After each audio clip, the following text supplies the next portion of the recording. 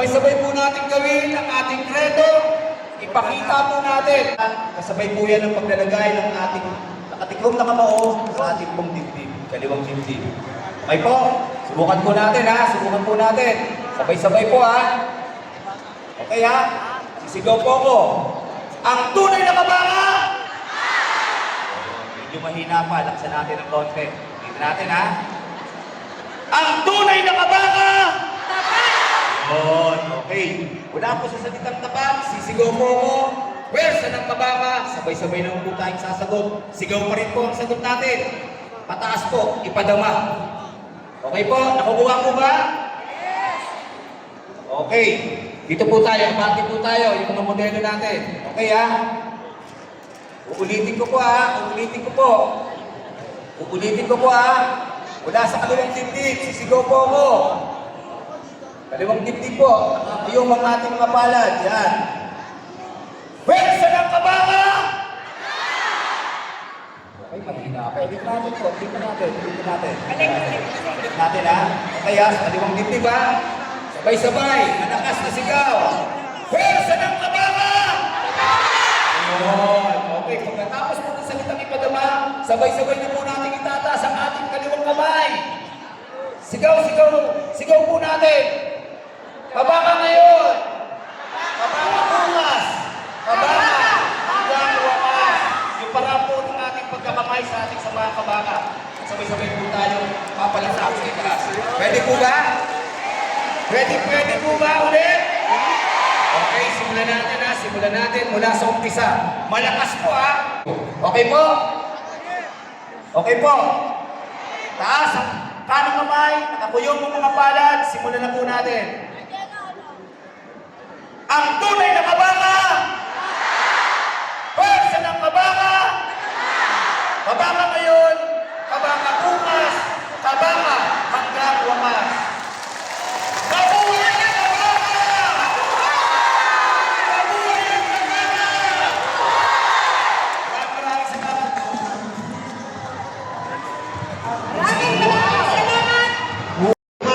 Napagbati sa lahat. Ito'y pamilya, kilala natin lahat. At mahal na mahal natin dahil mahal na mahal niya tayo. Yan, ang nagbigay ng walang kabatay na aruga. Babalik upang ipagpatuloy ang nasimulang adikain sa 5 distrito.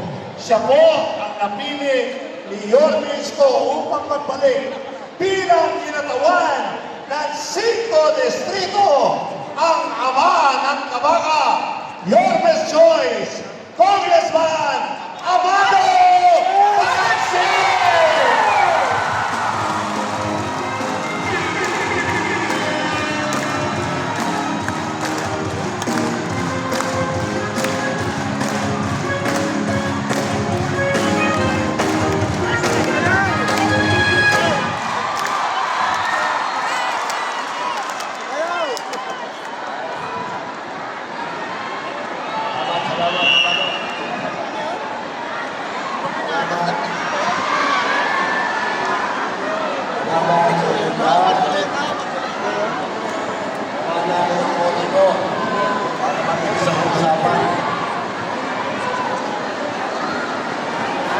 Ayan. Okay, maraming salamat sa inyong lahat. Sabi ko kanina, gawa na ako ng kodigo para mabilis ako sa akin. Anyway, bago tayo magsimula ng konting mensahe natin, nais ko lang po na i-acknowledge ang presensya ng ating boss.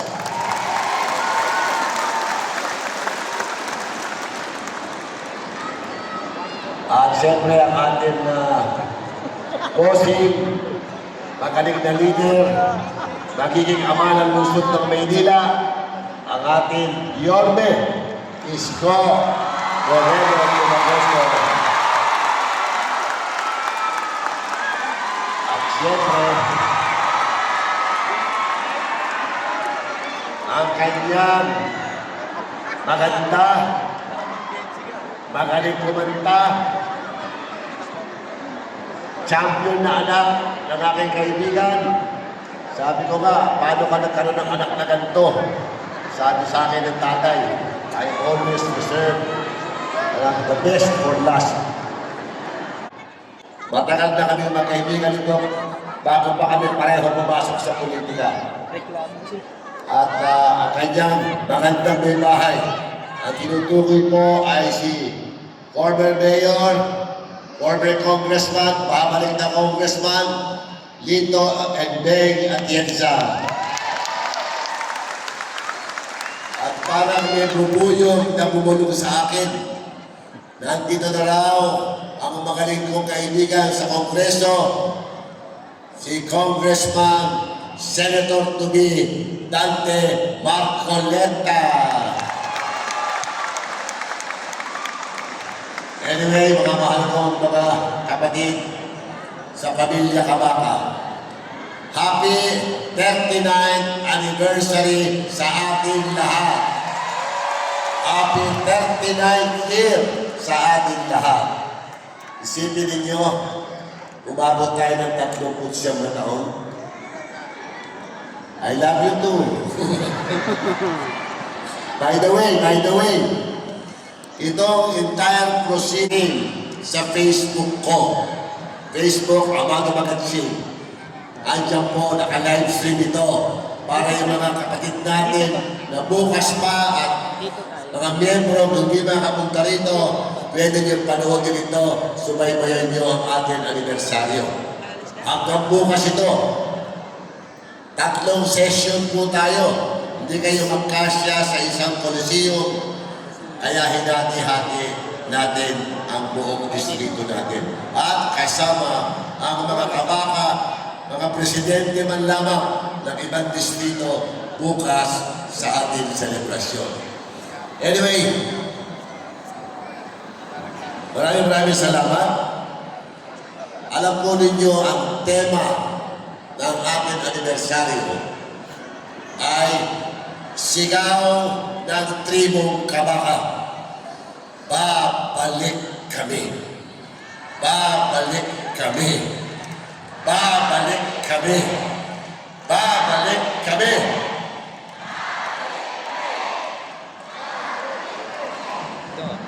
Ang ibig sabihin po niyan, mga mahal ko kapatid, this is a call to action para sa atin lahat, sa ating pamilya. Kung po sa salita natin dapat gampanan ang ating gagawin, kung hindi yung ginawa po ni Ronnie, kanina, desali ko. Panahon to para paramdam natin ang kadapatan natin sa ating samahan. Panahon po ito para ipadaman natin ang tunay na puwersa ng ating mong pamilya Kabaka. Ang lahat po ay hinahamon. Tanggapin po natin ang kanang challenge na maibalik po natin ang ating samahang Kabaka. Kaya yung ating puwersa dapat pong tunay na ipadama natin. Ngayon, gusto ko lang samantayin ng pagkakataon na ito. Hindi ko dapat sabihin to, pero I don't want to miss this opportunity. Alam naman po inyo lahat na tayo sa pamilya Kabaka, hindi po tayo nag-uusap dito ng pera-pera. Ang atin po ay puro servisyo. Ang ating samahan ay dekatamihan na the only NGO sa buong Pilipinas na may puso at tumulong sa mga mahihirap. Tayo lang po mga kapatid, alam ninyo yan, ang may programang hindi pinupondohan ng pamahalaan. Tayo ang nagpupondo sa mga ibang programa natin na wala po ni singkong tulig na nanggagaling sa pamahalaan. Bakit?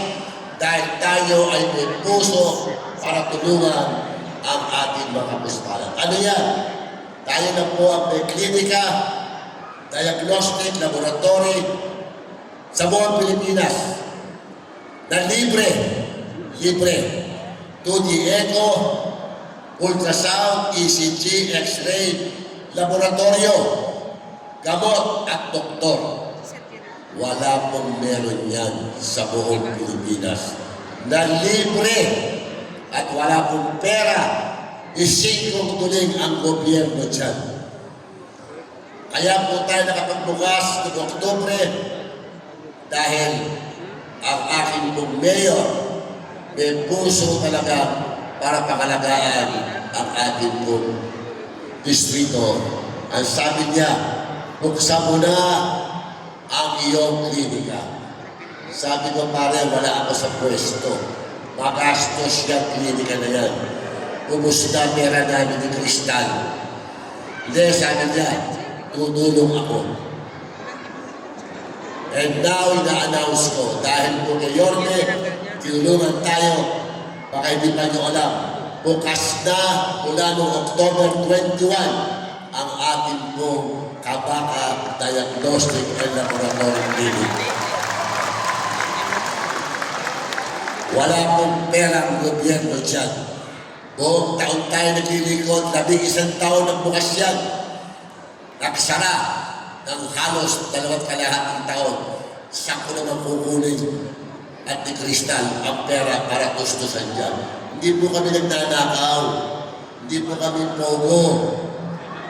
Kaya po mga kasama, pasalamatan natin ang ating Yorme sapagkat ang sabi niya, kawawa naman ang mga taga-Manila at ang iyong distrito. Kailangan pang-online pa ang mga tao para makakuha ng schedule sa health center at hospital. Eh karamihan dyan sa inyo raw ay hindi marunong mag-online. Tama ba? Nako-online kayo. Hindi naman kayo marunong. So palagi kayong offline.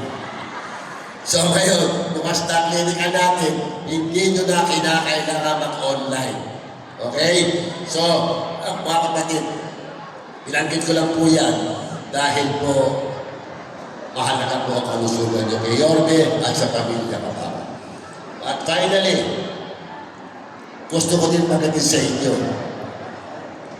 na siguro sa unang-unang kasaysayan ng politika sa ating distrito. Nagsama po kami ng aking kaibigan.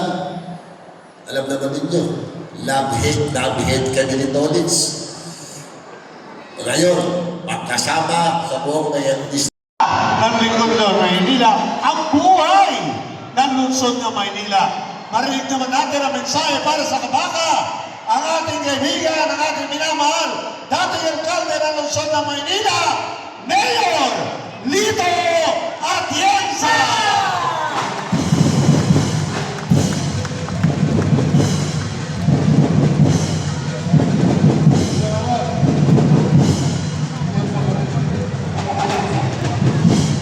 Atienza, Marvin Atienza, pamangkin ko. Isa lang ay pinunta ko rito. Hanggang paghapon, pinatanganda ko yung lalayakan. Ay, itong hapon ito, binigay ko talaga. Kailangan pumunta ako sa meeting ng mga Kabaka. Una, para ipakitang magkakaisa na kami ng aking kuya. Si Amado Balansing. Kaya malaki ang ganda niya sa akin, ininilala ko sa kuya. Nagpaliwanagan kami. Nagkakaintindihan kami. Kaya isa na lang aking pakiusap sa inyo. Sa lahat ng mga lungsod, lalo na sa Centro Distrito, tulungan nyo, iboto ninyo, ikampanya ninyo si Amado Balansing sapagkat salamat dapat ang inyong tuloy sa ating distrito. Tutulungan mo nyo. Kung nagkulang kayo, kasalanan nyo, ha? Ako wala na akong pinagkakakutan. Pag hindi kayo tumulong, hahanapin ko kayo. Marunong akong kumampi. Ako itong nalahong. Kaya pag tumulong kayo, pagliling ko lang kayo namin at tinaho. Bilang isang congressman, ibibigay ko sa inyo, mga Kabaka members, ang serbisyo na nakukuha ng congressman para sa tao. Kaya kung sakaling papalarin kami ni Amado, dalawa ang congressman niyo. Amado Pagatsing and Lito Atienza. Ang swerte naman niyo, walang distrito kanya dalawa ang congressman. Pero yun ang aking commitment sa inyo. Dahil ako'y pumunta rito para sabihin lang yun. Dalawa ang magiging congressman sapagkat si Amado ay mananalo, si Lito naman ay may samba. Kaya sa tulong ninyo lahat at ng Panginoon Diyos, magtatawag kayo dahil. Mabuhay!